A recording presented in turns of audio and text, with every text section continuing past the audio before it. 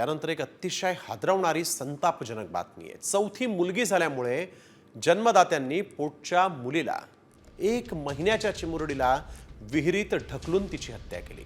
जालन्यातील बदनापूर तालुक्यातील असरखेडा गावात ही धक्कादायक घटना घडली आहे। सतीश पवार आणि पूजा पवार असं संशयित आरोपी आईवडिलांचं नाव आहे। पोलिसांनी त्यांना अटक केली आहे। जालन्याचे पोलीस अधीक्षक आहेत साहेब, खरं तर 12 तारखेला मन सुन्न करणारी ही घटना घडली होती। त्यानंतर तुम्ही तपासाची चक्रे फिरवली, जिल्ह्यातील आशा वर्कर कामाला आले आणि आता गुन्हा उघडकीस आलाय।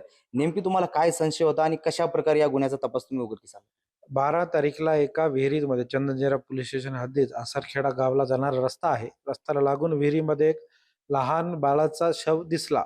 ते लक्षात आल्यावर ते काढल्यानंतर ज्यावेळी पोस्टमॉर्टम केला तर एक मुलीचा शव असेल असा आला, plus death due to drowning. म्हणजे यानंतर एक अतिशय हादरवणारी संतापजनक बातमी आहे। चौथी मुलगी झाल्यामुळे जन्मदात्यांनी पोटच्या मुलीला 1 महिन्याच्या चिमुरडीला विहिरीत ढकलून तिची हत्या केली।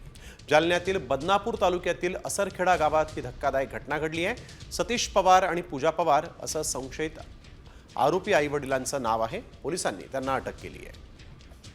जालन्याचे पोलीस अधीक्षक आहेत साहेब, खरं तर 12 तारखेला मन सुन्न करणारी ही घटना घडली होती। त्यानंतर तुम्ही तपासाची चक्रे फिरवली, जिल्ह्यातील आशा वर्कर कामाला आले आणि आता गुन्हा उघडकीस आलाय।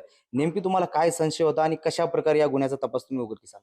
12 तारीखला एका विहिरीमध्ये चंदनजेरा पोलीस स्टेशन हद्दीत आसरखेडा गावाला जाणारा रस्ता आहे। रस्त्याला लागून विहिरीमध्ये एक लहान बाळाचा शव दिसला। ते लक्षात आल्यावर ते काढल्यानंतर ज्यावेळी पोस्टमॉर्टम केला तर एक मुलीचा शव असेल असा आला, plus death due to drowning. म्हणजे